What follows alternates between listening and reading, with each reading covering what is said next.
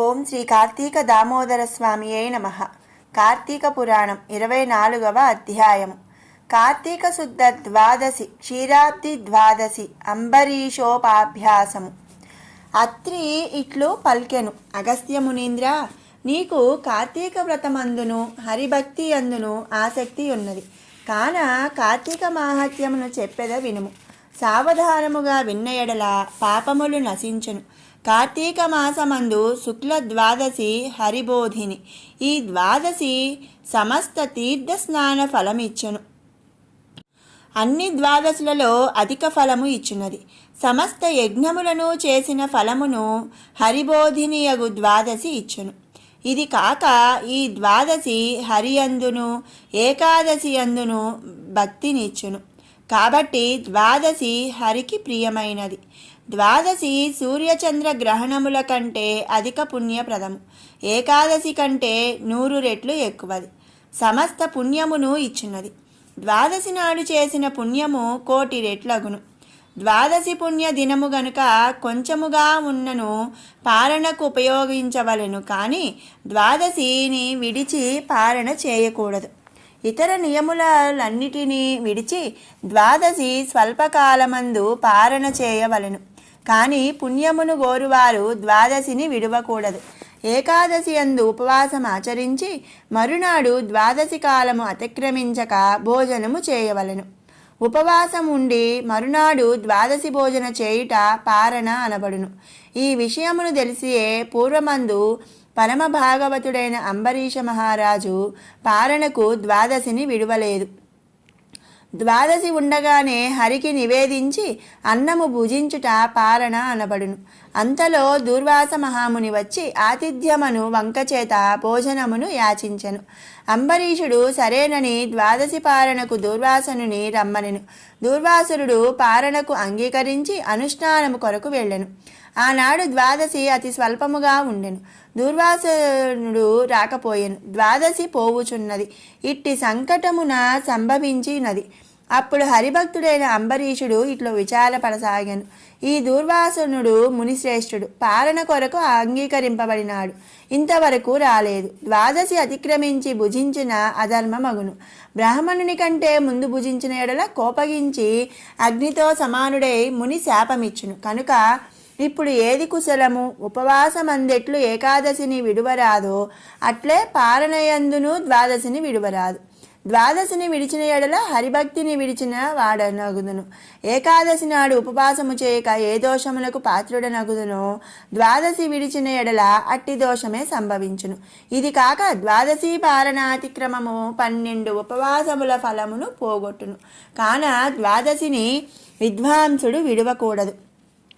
హరివాసరము పుణ్యదినముగాన విద్వాంసుడు విడవరాదు. దానిని విడిచినేని పురుషునకు పుణ్య సంచయము చేకూరదు. అనేక జన్మములందు చేసిన పుణ్యము హరివాసరమును విడిచిన ఎడల నశించును. అందువలన గలిగెడి పాతకమునకు నివృత్తి లేదు. ఒక్క ద్వాదశి అయినను విడువకూడదు. దీనికి ప్రతీకారము లేదు. అనేక వాక్యాలతో పని ఏమున్నది? ఇది నిజము. హరివాసరమును విడిచిన ఎడల హరిభక్తి ఉండదు. హరిభక్తిని విడిచుటయందు నాకు మహాభయం ఉన్నది. కాబట్టి ఇట్టి సంకటమందు హరిభక్తిని విడిచుట కంటే పారణమే ముఖ్యము. బ్రాహ్మణ శాపము వలన నాకేమీయూ భయము లేదు. శాపము వలన కల్పాంతము దుఃఖము రానిమ్ము. ద్వాదశిని విడిచినచో హరివాసరం అంటే ఏకాదశులు 10 విడువబడినయగును. హరివాసరమును విడిచిన ఎడల హరిభక్తి లోపించును. కనుక హరిభక్తిని విడిచుట కంటే బ్రాహ్మణ శాపమే కొంచెము మంచిది. కాబట్టి హరిభక్తికి లోపము తెచ్చుట కంటే బ్రాహ్మణుని కంటే ముందు భోజనము చేసి ద్వాదశి హరివాసరమును పోనివ్వక తద్వారా హరిభక్తిని నిలుపుకొనుట మంచిది. అట్లైన ఎడల హరియే కష్టాలు రాకుండా కాపాడును. అంబరీషుడు ఇట్లు మంచి మనసుతో నిశ్చయించుకొని వేదవేత్తలైన బ్రాహ్మణులను ఇట్లని అడిగెను. ఓ బ్రాహ్మణోత్తములారా వినుడు. దూర్వాసనుడు భోజనమునకు వచ్చేదనను. నేనెట్లంగీకరించి తిని ఇప్పటికి రాలేదు. ద్వాదశి పోవుచున్నది కనుక బ్రాహ్మణుని కంటే పూర్వము భోజనము చేసినందున బ్రాహ్మణాతిక్రమము. ద్వాదశిలో పాలన చేయకపోతే ద్వాదశ్యతిక్రమణము.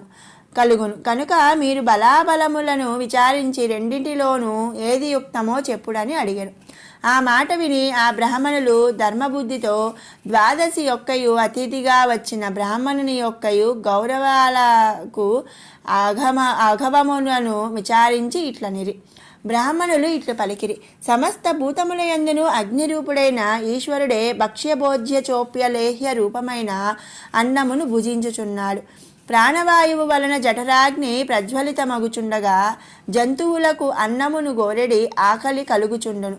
ప్రాణవాయువు చేత కొట్టబడిన జఠరాగ్ని సంతాపమును చేయుటకు క్షుత్పిపాసలనబడును.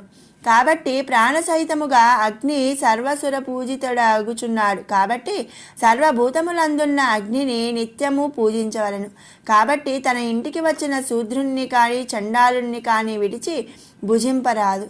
సాక్షాత్ ప్రథమ వర్ణమైన బ్రాహ్మణుని విడిచి భుజించరాదని చెప్పవలసినదేమున్నది? గృహస్థుడు స్వయముగా అతిథిని భుజించరాదని చెప్పవలసినదేమున్నది? గృహస్థుడు స్వయముగా అతిథిని పిలిచి అతిథి కంటే ముందుగా తాను భుజించిన ఎడల బ్రాహ్మణావమానమగును. బ్రాహ్మణావమానము చేత ఆయువు, ఐశ్వర్యము, కీర్తి, ధర్మము ఇవన్నీ నశించును. ఇదేమి అదేమి మనసులో ఉండే కోరికయు అనగా సంకల్పితమంతయు నశించును. బ్రాహ్మణులందరూ స్వర్గమందుండేడి దేవతలే అని చెప్పబడుదురు. దేవతలను తిరస్కరించుట చేత అంతయు నశించును. జాతి మాత్రము చేతనే బ్రాహ్మణులు దేవతలతో సమానులు. ఈ దూర్వాసునుడు తపోవంతుడు. ఇతని విషయమందు చెప్పునది ఏమున్నది? ఓ రాజా, ఈ బ్రాహ్మణుడు కోపము చేయకపోయినను బ్రాహ్మణుని కంటే ముందు భుజించకూడదు. ఈ బ్రాహ్మణునకు ద్వాదశి పాలనకు వచ్చేదనని చెప్పి సమయానికి రాకుండుట అన్యాయమై ఉన్నది. ద్వాదశి పాలనను విడిచిపెట్టిన ఏకాదశి ఉపవాసమునకు భంగము వచ్చును. ఏకాదశి త్యాగమునకు ప్రాయశ్చిత్తము లేదు. బ్రాహ్మణావజ్ఞకు ప్రాయశ్చిత్తము లేదు. కాబట్టి ఈ రెండును సమానములుగానున్నవి. ఇందు గురుత్వము లఘుత్వము మాకు కనిపించటము లేదు. ద్వాదశి కాలమందు పాలన చేయని ఎడల హరిభక్తి లోపించును. పాలన చేసిన దుర్వాసనుడు శపించును. ఎట్లయినను అనర్థము రాక తప్పదు. అదియు కొద్దిది కాదు, గొప్ప కీడు గలుగును. బ్రాహ్మణులందరూ శాస్త్రములను ఇట్లు న్యాయముగా విచారించి యథార్థమును ఆలోచించి రాజుతో ఇట్లనిరి. ఓం శ్రీ కార్తీక దామోదరాయే నమః. కార్తీక పురాణం 24వ అధ్యాయం సమాప్తం. శివానందలహరి 24వ శ్లోకం.